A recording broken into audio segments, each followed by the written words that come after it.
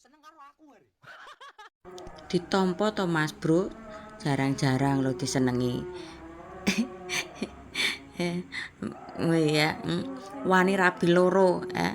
Kenapa aku kenapa aku ngomong seperti ini? Kan si Cici kadang terlihat dan kadang tidak. Ya jadi wani rabi loro no ya. Jarang-jarang loh ada yang suka sama Anda dalam bentuk seperti ini. Oke, tetap semangat ya. Ini tuh juga rintangan para sopir ya, di saat masuk apa itu zona-zona yang rawan ya. Dikasih Bu. Males. Satu pertanyaan, kira-kira Miftah kalau melihat video ini bagaimana ya? Ya Allah Bang. Astagfirullah Bang. Nih, ciri-ciri orang yang lebih menyayangi harta bendanya ketimbang nyawanya ya. Mbak Yudi pikir ya, mungkin pola pikir orang yang di dalam seperti ini ya, dia itu membeli mobilnya dengan susah payah. Ketika ada banjir seperti ini diterjang, seolah dia bisa keluar dari zona itu ya. Pikir ya,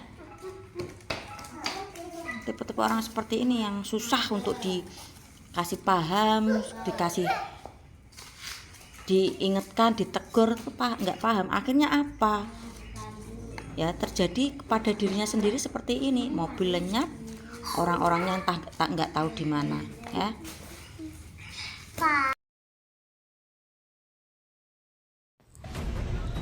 Kabar gembira datang di tengah bencana banjir. Seorang pengemudi mobil yang terbawa arus banjir berhasil diselamatkan.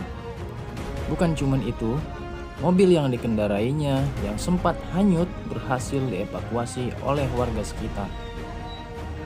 Peristiwa ini terjadi di Sasak Bondol, Kampung Nawit, Desa Kertarahayu, Kecamatan Setu, Kabupaten Bekasi, pada pagi hari sekitar pukul 6 atau pukul 7 pagi. Warga yang berada di lokasi berusaha mengingatkan pengemudi mobil Toyota Rush warna silver agar tidak menerobos banjir. Tapi tampaknya si pengemudi nekat menerobosnya.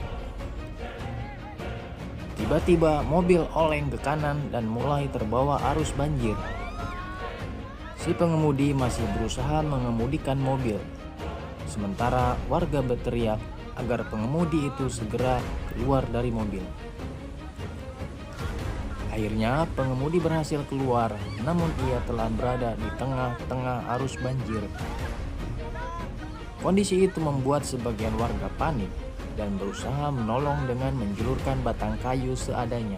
Upaya itu cukup sulit karena arus banjir menyeret si pengemudi semakin ke tengah dan tidak terjangkau. Sementara itu, mobil yang hanyut sudah tidak terlihat lagi. Sungguh dramatis dan menyedihkan. Sampai saya mengira si pengemudi dan mobilnya tidak akan selamat. Lalu beberapa jam kemudian muncul sebuah video iringan warga yang sedang mendorong sebuah mobil. Rupanya mobil yang hanyut berhasil dievakuasi warga secara gotong royong. Begitu juga sang pengemudi berhasil diselamatkan. Video ini diposting di grup warga Setu dan sekitarnya. Sungguh sangat luar biasa kepedulian dan kekompakan warga di sana. Ini memberikan kita pelajaran bahwa dengarkanlah nasihat orang sebelum kamu terjatuh dan merepotkan banyak orang. Salut buat warga. Semoga kalian diberikan umur yang panjang dan rezeki yang melimpah. Amin.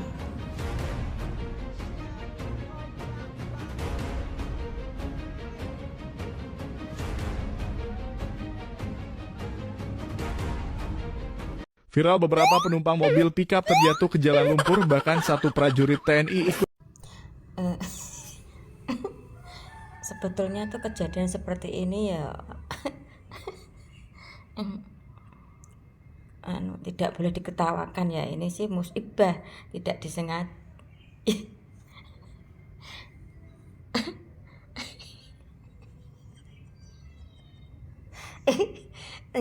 Yang paling kurang ajar yang harus disalahkan ki supire. Ngerem dadak kok nggak ngomong. Mereka kan ya pada jatuh tubruk-tubrukan sakit toh. Besok lagi tuh mengerem mendadak tuh mbak ngomong, awas belakang, saya mau rem mendadak gitu kan yo enak, sehingga itu tidak terjadi miskomunikasi seperti ini. Kalau begini kan yo nanti bisa ke tukang pijet kan ya. Yang penting komunikasinya dijaga antara sopir dan penumpang gitu ya. Bayangin lu tinggal di negara yang dijuluki macan Asia mengambil sikap seperti Presiden Georgia sebelum 2003. Korupsi bukan sekadar masalah, tapi sudah jadi kebiasaan. Tapi rakyat Georgia sudah muak. Tahun 2003, mereka turun ke jalan dalam revolusi mawar, menggulingkan rezim lama, dan memilih Mikhail Saakashvili sebagai presiden baru. Dan misinya cuma satu, membasmi korupsi dari akarnya. Langkah pertama, pecat semua polisi. Lalu lintas polisi, lalu lintas dulu, adalah simbol terbesar korupsi di Georgia. Mereka bukan menjaga jalan, tapi mencari mangsa. Solusinya, pecat semua polisi lalu lintas. Gila, mungkin. Tapi hasilnya, tanpa polisi korup di jalan, justru lalu lintas jadi lebih lancar. Setelah itu Georgia merekrut polisi baru, lebih muda, lebih terlatih, dan diberi gaji yang layak. Kini, polisi yang dulu ditakuti, berubah jadi salah satu lembaga paling dipercaya rakyat. Langkah kedua, reformasi total birokrasi. Dulu mengurus dokumen di kantor pemerintahan, berarti antri lama, proses berbelit, dan pungli di setiap meja. Solusinya, sederhanakan birokrasi. Pemerintah menghapus lembaga-lembaga korup dan menggantinya dengan sistem layanan publik yang modern, cepat, dan digital. Sekarang, cukup datang ke satu kantor pelayanan terpadu buat ngurus paspor, izin usaha, atau bayar pajak, tanpa calo, tanpa suap. Langkah ketiga, bersihkan dunia pendidikan dulu. Masuk universitas bukan soal kepintaran, tapi soal siapa yang bisa bayar lebih besar. Solusinya, ujian nasional berbasis komputer. Sistem ini memastikan tidak ada lagi ruang untuk manipulasi. Siapapun yang lolos, lolos karena usaha dan kemampuan sendiri. Hasilnya, anak-anak dari keluarga miskin akhirnya bisa masuk universitas tanpa harus menyuap siapapun. Hasilnya, dalam beberapa tahun Georgia berubah total. Polisi yang dulu ditakuti, kini dihormati. Birokrasi yang lambat dan korup, kini cepat dan transparan. Bisnis berkembang tanpa harus bayar suap. Georgia dulu adalah contoh buruk dari korupsi ekstrem. Tapi sekarang, Georgia adalah bukti bahwa korupsi bisa diberantas jika ada keberanian dan tindakan nyata. Dan pertanyaannya sekarang, jika Georgia bisa, kenapa negara lain tidak? Demi mengapresiasi para petugas pemadam kebakaran, warga negara Cina berniat memberikan makanan dan minuman kepada mereka. Walaupun hal itu sebenarnya tidak diperbolehkan. Meskipun demikian, warga yang antusias tetap bersikeras untuk melakukannya. Akhirnya, mereka memutuskan untuk menyelinap secara diam-diam agar dapat memberikan makanan kepada para petugas tersebut. Seperti halnya dengan pemuda ini. Setelah berhasil mengantarkan makanan, ia bergegas melarikan diri. Namun langkahnya dihentikan oleh dua orang petugas yang salah paham terhadapnya. Sedangkan anak ini sungguh tidak beruntung. Setelah meletakkan makanan, ia malah tersangkut di gerbang tersebut. Seorang pemuda dengan mengendarai sepeda sampai di depan gerbang.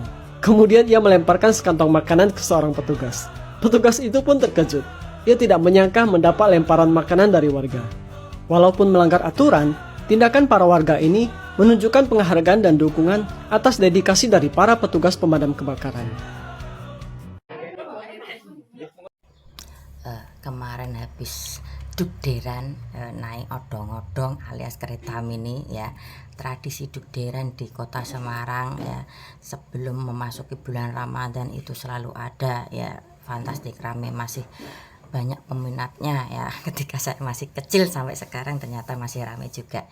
Pulang jam 10 malam. Nah ini pagi nyekrol ada seperti ini, kabar bahagia menurut saya. Kenapa saya bilang bahagia? Akhirnya si Dimas ini, si Suri Pisang tidak diproses dan tidak masuk penjara ya. Sekali lagi saya ucapkan banyak kepada pihak kepolisian, khususnya Pati, karena Dimas ini tinggal di Pati, Jawa Tengah ya, masih satu provinsi sama Dimas ya, saya ucapkan terima kasih untuk lebih detail, lebih dalam mempelajari kasus ya, supaya tidak terjadi kesalahan ya. Ini kan kemarin rame ya, disuruh mikul itu pisang, telanjang dada, diarak kampung, di video. Ini anak masih SMK, apa ya,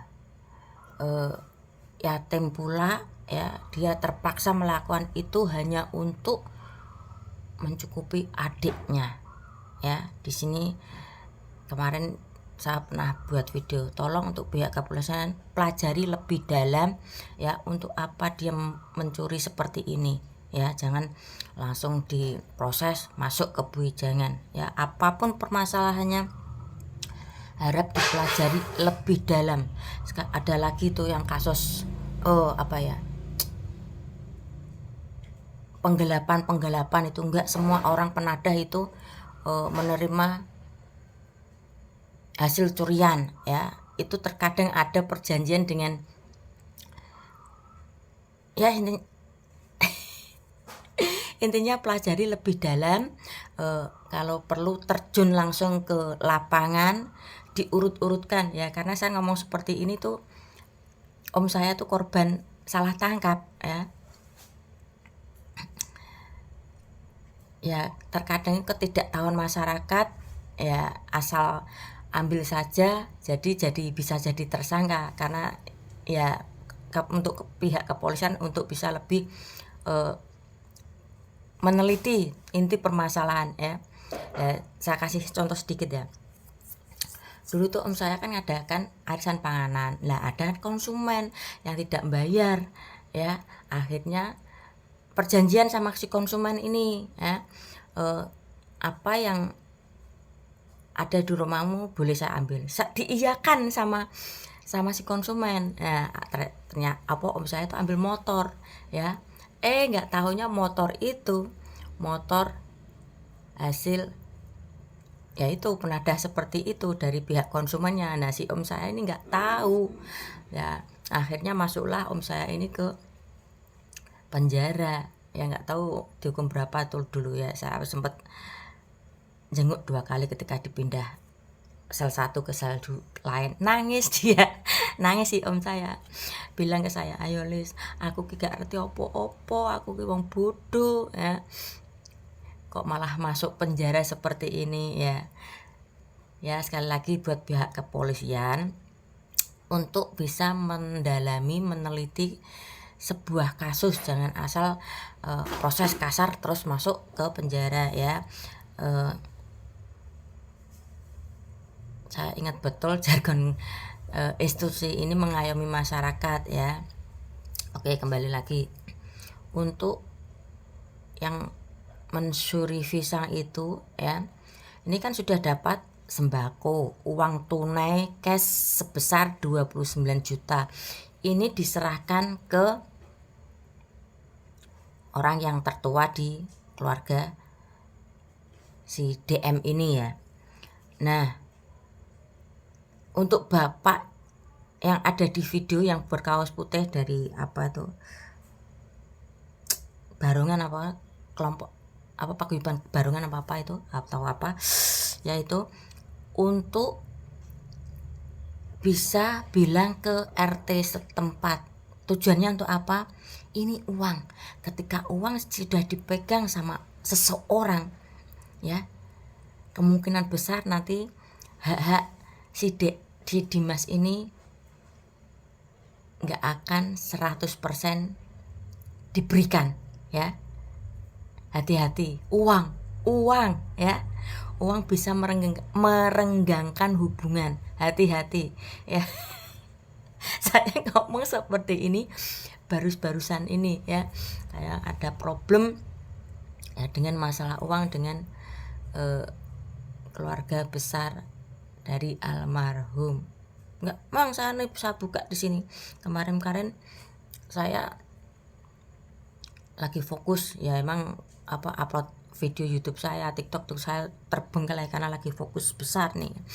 Shock anak saya ya, Karena apa? Gara-gara uang keluarga besarnya ya, termasuk Wak Budenya itu ya, yang dianggap dikira anak saya ini yang pertama baik well ketika memegang uang begitu banyak ya, berubahlah sifat seperti itu, dongkol, keluar kata-kata kasar anak saya ya, yang curhat ke saya, Bu, besok lagi jangan urusan dengan keluarga ini, sakit hati aku. Di situ saya ketawa sama anak, saya ketawa support anak saya. Ada apa ngomong ya, sebetulnya tuh dia belum bisa menerima dan belum bisa menerima realita bahwa Bude Pak D-nya itu bisa ngomong seperti itu, bisa memperlakukan keponakannya seperti itu. Anak yatim kan anak saya tuh yang pertama. Dia shock, dia belum bisa menerima realita dan fakta yang ada bahwa Bude Pak D-nya yang beliau yang dia anak saya hormati, anak saya jaga ya. Ketika saya dulu pernah menyinggung sedikit tentang karakter Bude Pak D-nya, anak saya itu membela. Ya nggak masalah, sekarang sudah tahu faktanya, jengkel ya. Ingat sekali lagi, uang ya, untuk keuangan DM ini hasil donasi dari para ya, intinya para donasi untuk bisa transparan ya. Kalau perlu yang ngundang RT, jangan dipercayakan sama pihak yang tertua dari keluarga Dimas saja ya. Uang bos, uang ya, hati-hati uang yang dulunya jadi bisa yang kirinya bisa ya. Sekali lagi saran saya, ada pihak RT yang mengetahui kalau si DM ini mendapat uang tunai cash sebesar 29 JT, sebaiknya pihak RT juga mengawasi ya, jangan 100% itu uang dipercayakan kepada Bude Pak D-nya ya. Ingat, uang ya, hati-hati, uang